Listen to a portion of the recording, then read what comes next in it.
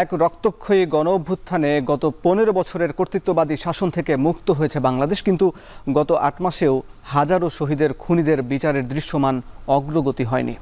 এদিকে পিলখানা ও শাপলা হত্যাকাণ্ড, মানবতা বিরোধী অপরাধের বিচারের নামে বিতর্কিত ট্রাইব্যুনাল গঠন কিংবা পরপর 3টি একতরফা নির্বাচনের আগে গুম, খুন, বিচার বহির্ভূত হত্যা, টাকা পাচার সহ নানা অভিযোগ আওয়ামী লীগের বিরুদ্ধে। দলটির শীর্ষ নেতারা পলাতক থাকলেও সম্প্রতি কর্মীরা সক্রিয় সামাজিক যোগাযোগ মাধ্যমে। এত কিছুর পরেও তারা অনুশোচনা নয় বরং তামাশা করছে জাতীয় ঐক্য নিয়ে। তখন আওয়ামী লীগ নিষিদ্ধের দাবি তুলছে জাতীয় নাগরিক পার্টি সহ বেশ কিছু দল। আওয়ামী লীগ নিষিদ্ধ ইস্যু নিয়ে আজ ভোটের টেনে আলোচনা করতে চাই। সঙ্গে আছি আমি হাসিব বিল্লাহ। দর্শক, আজ আওয়ামী লীগ নেতাদের বিচার ও দলটির নিষিদ্ধের দাবিতে বাইতুল মোকাররম মসজিদের সামনে বিক্ষোভ সমাবেশ করেছে গণ অভ্যুত্থানে নেতৃত্ব দেওয়া ছাত্রদের দল জাতীয় নাগরিক পার্টি। তারা বলছে, তারা আজ যেসব দাবি তো করেছে, এখানে জাতীয় নাগরিক পার্টির আহ্বায়ক বলেছেন নাহিদ ইসলাম, তিনি বলেছেন জুলাই সনদে আওয়ামী লীগ নিষিদ্ধের কথা উল্লেখ করতে হবে। জাতীয় নাগরিক পার্টির সদস্য সচিব আখতার হোসেন বলেছেন আওয়ামী লীগ নিষিদ্ধ না হলে দেশে নির্বাচন হতে দেয়া হবে না। এদিকে জাতীয় নাগরিক পার্টির মুখ্য সংগঠক হাসনাত আবদুল্লাহ বলেছেন আওয়ামী লীগ নিষিদ্ধ না হওয়া পর্যন্ত যুদ্ধ চলতে থাকবে। একই অনুষ্ঠানে জাতীয় নাগরিক পার্টির সিনিয়র যুগ্ম মুখ্য সমন্বয়ক আব্দুল হান্নান মাসুদ বলেছেন আওয়ামী লীগকে নিষিদ্ধ না করে তামাশা করা হচ্ছে। দর্শক, এই ছিল জাতীয় নাগরিক পার্টির নেতাদের আলোচনা। দেখছেন ভোটের ট্রেন। এ নিয়ে আমরা আলাপ করতে চাই। আমাদের সঙ্গে যুক্ত আছেন জাহাঙ্গীরনগর বিশ্ববিদ্যালয়ের সরকার ও রাজনীতি বিভাগের সাবেক অধ্যাপক ডক্টর আব্দুল লতিফ মাসুম। স্যার, আপনাকে স্বাগত জানাচ্ছি এখন টিভির নিয়মিত আয়োজন ভোটের ট্রেনে। আপনার কাছে শুরুতে জানতে চাই যে ছাত্ররা যারা গণ অভ্যুত্থানে নেতৃত্ব দিয়েছিল, তারা গণ অভ্যুত্থানের পর থেকেই আওয়ামী লীগ নিষিদ্ধের দাবি তুলে আসছে। একই সঙ্গে সারা দেশের মানুষেরই প্রত্যাশা যে এই গণহত্যার বিচার হোক, কিন্তু দল হিসাবে আওয়ামী লীগের রাজনীতির যে আলাপ তুলছে ছাত্ররা এবং আরও অনেকেই, আসলে এইটা কতটা যৌক্তিক আপনার কাছে কি মনে হয় স্যার?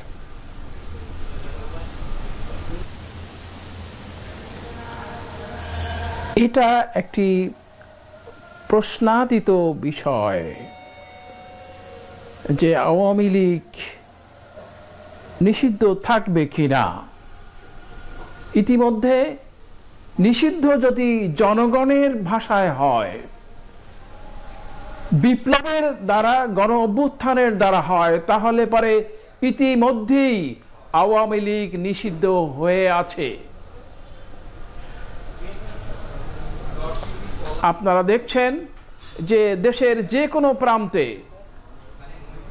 অথবা শেখ হাসিনার সেই হুমকির ফলে 32 নম্বরের প্রতিটি ইট মানুষ খুলে নিয়েছে।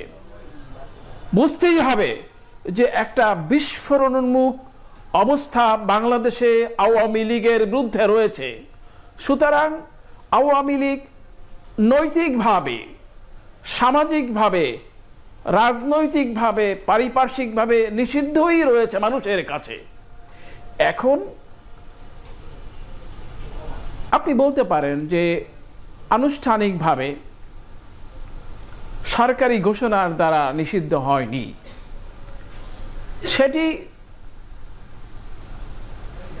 সেটি সবাই আমরা বুঝি যে জনগণের ভাষায় কথা বলা আর আইনের ভাষায় কথা বলা একটু ভিন্নতা আছে। এই দেশের সবচেয়ে জনপ্রিয় দল, যাদেরকে আমরা এখন বলছি গভর্নমেন্ট ইন ওয়েটিং, বিএনপি, তাদেরকে কথা বলতে হলে দায়িত্বশীলতার সাথে কথা বলতে হবে। আমার ধারণা সেই কারণেই তারা আইনগতভাবে আওয়ামী লীগকে নিষিদ্ধ করতে চায় না।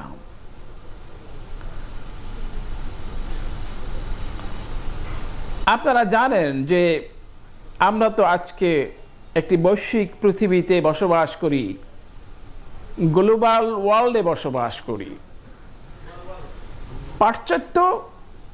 পাশ্চাত্য ওই স্বৈরাচার বিরোধী আন্দোলনের সময় আমাদের জনগণের সাথে মোটামুটিভাবে একত্রতা ঘোষণা করেছে। তখন তারা বলেছে যে গণ অধিকারকে, মানুষের ভোটের অধিকারকে, মানুষের মানুষ হিসাবে মানবাধিকারকে লঙ্ঘন করা যায় না। সেই সব যুক্তি এখন তাদের সম্বল হয়ে দাঁড়িয়েছে এবং আমেরিকায় বাইডেন প্রশাসনের পরিবর্তে ট্রাম্প প্রশাসনের প্রত্যাবর্তনেও আপনারা জানেন কিছুটা পরিবর্ধনের বিষয় আছে। যদিও আমরা জানি যে মার্কিন যুক্তরাষ্ট্রের মতো উন্নত রাষ্ট্রে পররাষ্ট্রনীতি বা তাদের ঘোষিত জাতীয় নীতিমালার খুব কমই পরিবর্তন হয়। এভাবে আমরা দেখছি যে ভারতের সাথে মার্কিন যুক্তরাষ্ট্রের সম্পর্ক, বাংলাদেশের সাথে মার্কিন যুক্তরাষ্ট্রের সম্পর্ক সব মিলিয়ে এই এখনই আওয়ামী লীগকে নিষিদ্ধ করলে পশ্চিমা চাপের সম্মুখীন হতে হবে। তবে ছাত্র নেতা বা গণ দাবি যেটা উত্থিত হয়েছে সেটা যৌক্তিক এবং সেটা কিভাবে বাস্তবায়িত হতে হবে, কি কৌশলে। ধরুন বিচার যদি হয়ে যায় তাদের বিরুদ্ধে যদি অপরাধ একেবারেই প্রমাণযোগ্য হয়ে ওঠে, তখন নিষিদ্ধ করার বিষয়টি আরও অগ্রগতি লাভ করবে। একই সঙ্গে বিএনপি এই আওয়ামী লীগ নিষিদ্ধ ইস্যুতে তারা যেভাবে এনসিপি সরব সেভাবে বিএনপি নয়। তারা মনে করছে, যেটি শোনা যাচ্ছে, যে নির্বাচনটি হবে আগামীতে ত্রয়োদশ জাতীয়, সেখানে আওয়ামী লীগ নিষিদ্ধ করে নির্বাচন করতে গেলে সেটা আন্তর্জাতিকভাবে গ্রহণযোগ্য না হবার একটা আশঙ্কা করছে। আসলে কি এরকম একটা আশঙ্কা থাকে কিনা? হ্যাঁ, ইতিমধ্যে আমরা বিষয়টি পরিষ্কার করেছি যে প্রতিটি ক্ষেত্রেই রাষ্ট্রের একটি ডোমেস্টিক বিষয় থাকে আর একটি এক্সটার্নাল বিষয় থাকে। তো এক্সটার্নাল বিষয়ের সাথে ডোমেস্টিক ডিমান্ডস বা জনমতের সাথে সঙ্গতি নাও হতে পারে। যেমন ধরুন বাইডেন আমলে বাংলাদেশের সাথে গণতান্ত্রিক নির্বাচন, মানবাধিকার ইত্যাদি বিষয় একটা ইতিবাচক সম্পর্ক ছিল। মার্কিন যুক্তরাষ্ট্রের এই নীতির যে পরিবর্তন হয়েছে তা নয়, বরং এখন তারা ওই একই বিষয়টি আওয়ামী লীগের পক্ষে তুলে ধরতে চাচ্ছে। তাদের বিচার কি স্বচ্ছতা নির্ণয় হচ্ছে, তাদের উপর অন্যায় জুলুম হচ্ছে কিনা, এবং তারা আইনগতভাবে কাজকর্ম করতে গিয়ে বাধার সম্মুখীন হচ্ছে কিনা, অথবা আইনগতভাবে তারা নিষিদ্ধের সম্মুখীন হবে কিনা। এই বিষয়গুলি আন্তর্জাতিক মহলের, আমাদের নয়। কিন্তু আমরা ইতিপূর্বে যেটা পরিষ্কার করে বলেছি যে বাংলাদেশের জনগণ আওয়ামী লীগকে সম্পূর্ণভাবে নিষিদ্ধ করে রেখেছে অলরেডি। তাদের মাথা বের করার সময় নেই, সুযোগ নয়। কিন্তু আমি একটু জানতে চাই এই জায়গায় যে যেহেতু এখন পর্যন্ত তাদের নিবন্ধন আছে এবং জাতীয় নির্বাচনে যদি নিবন্ধন থাকে তাহলে সে অংশগ্রহণ করতে পারবে, এক্ষেত্রে কিভাবে প্রক্রিয়ায়, কোন প্রক্রিয়ায় তার নিবন্ধন বাতিল বা তাকে নিষিদ্ধ করা যায়? যেমন এর আগে জামাতকে নিষিদ্ধ করা হয়েছিল গণঅভ্যুত্থানের আগেই, যে এখানে প্রজ্ঞাপনের মাধ্যমে। আসলে কি প্রজ্ঞাপনই হতে পারে, নাকি আবার পরবর্তী সরকার এসে যদি আবার প্রজ্ঞাপনটা বাতিল করে দেয়, তাহলে আসলে কিভাবে আওয়ামী লীগকে নিষিদ্ধের সঠিক প্রক্রিয়াটা কি হতে পারে?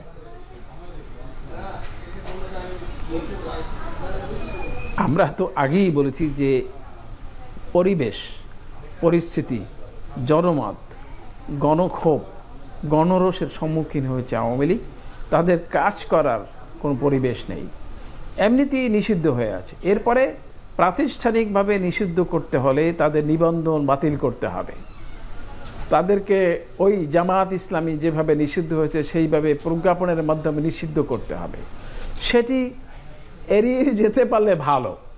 মানে সেখানে এখন আবার খুব মজার কথার মতো মনে হবে যে আওয়ামী লীগ যে কৌশল অবলম্বন করেছে সেটি এই সরকার অবলম্বন করতে পারে, অর্থাৎ নিষিদ্ধ থাকবে না কিন্তু ব্যবহারিকভাবে কার্যকরিতা থাকবে না, অর্থাৎ আইনগতভাবে নিষিদ্ধ না হলেও তারা মানে পারিপার্শ্বিকভাবে নিষিদ্ধ থাকবে, তারা সরকারের সহযোগিতা পাবে না, তারা যে অন্যায় অনাচার নিপীড়ন নির্যাতন করেছে সেটির বিচারের মধ্য দিয়ে তাদেরকে আইনের মাধ্যমে তাদেরকে শাস্তি দেওয়া হবে, তাদের প্রার্থিতা শাস্তির কারণে তারা নির্বাচন করার অযোগ্য ঘোষিত হবে। এই যে বিভিন্ন প্রক্রিয়া, এভাবেই আওয়ামী লীগ নিষিদ্ধ করতে পারলে উভয় কুল রক্ষা হয়। স্যার, আমরা আলাপ করছিলাম আওয়ামী লীগ নিষিদ্ধ ইস্যু সহ তাদের রাজনীতি করা না করার বিষয়ে, কিন্তু তাদের আওয়ামী লীগ যদি নিষিদ্ধ হয় তবে তার একটা বড় জনসমর্থন রয়েছে, সমর্থক গোষ্ঠী ভোটার রয়েছে যারা এই গণহত্যার সঙ্গে জড়িত নয় অথবা অপরাধী নয়। তো তাদের কি হবে? তাদের কি পুনর্বাসনের সুযোগ তৈরি করা উচিত কিনা একটু জানাবেন।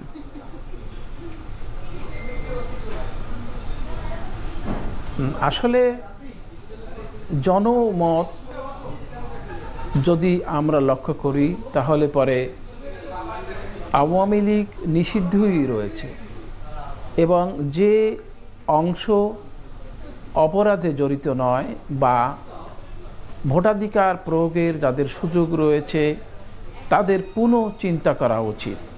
তারা আওয়ামী লীগ পুনরুত্থান ঘটবে, আওয়ামী লীগের পুনরুজ্জীবন ঘটবে বা আওয়ামী লীগ সরকার ব্যবস্থায় আবার ফিরে আসবে, এই চিন্তা থেকে অবশ্যই বিরত থাকতে হবে। তার কারণ বাস্তবতা হচ্ছে এই যে আওয়ামী লীগ আগামী অনেক বছর ধরেই হয়তো মাঠে নামতে পারবে না। ইতিমধ্যে আপনারা লক্ষ্য করবেন যে নির্বাচনের আগে আওয়ামী লীগ পুনরুজ্জীবনের চেষ্টা হবে, যেহেতু নিবন্ধন আছে তাদের জনসাধারণকে, তাদের অংশকে, আওয়ামী লীগের ওই সব জনসাধারণকে বাগিয়ে নেওয়ার চেষ্টায় এখন যেমন জাতীয় পার্টি সক্রিয় রয়েছে, আবার আওয়ামী লীগও ২, ৩, ৪ বার ভাগ হয়ে আবার তাদের রেজিস্ট্রেশনের বিষয়টিও প্রশ্ন সাপেক্ষ করে তুলবে। আমার মনে আছে যে 1979 সালের নির্বাচনের আগে আওয়ামী লীগ ৩-৪ ভাগ হয়েছিল, এবারও হয়তো তার ব্যতিক্রম ঘটবে না।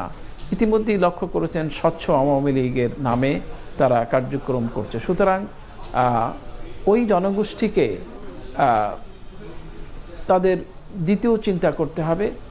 আর মানে স্বাভাবিকভাবেই অন্যান্য রাজনৈতিক দলগুলো যারা আছে তাদের কাজের মাধ্যমে, তাদের জনপ্রিয়তার মাধ্যমে তাদেরকে কাছে টানতে চেষ্টা করবে, এভাবে এক পর্যায়ে তারা বিলীন হয়ে যাবে। জি স্যার, শেষ প্রশ্ন আপনার কাছে একটু জানতে চাই যে বিএনপি চেয়ারপারসন বেগম খালেদা জিয়া আগামী সোমবার দেশে ফিরবেন আমরা জানতে পারছি, কিন্তু তার সন্তান ভারপ্রাপ্ত চেয়ারম্যান তারেক রহমান কিন্তু ফিরছেন না। কিন্তু এই যে মায়ের ফেরা, সন্তানের না ফেরা, তার ফেরার জন্য আবার তাকিয়ে আছে বিএনপির নেতাকর্মীরা। আসলে না ফেরার কারণ কি বলে মনে হয় আপনার কাছে? আমার কাছে একজন রাজনীতিক বিশ্লেষক হিসাবে মনে হয়েছে যে এটি একটি কৌশলগত ব্যাপার।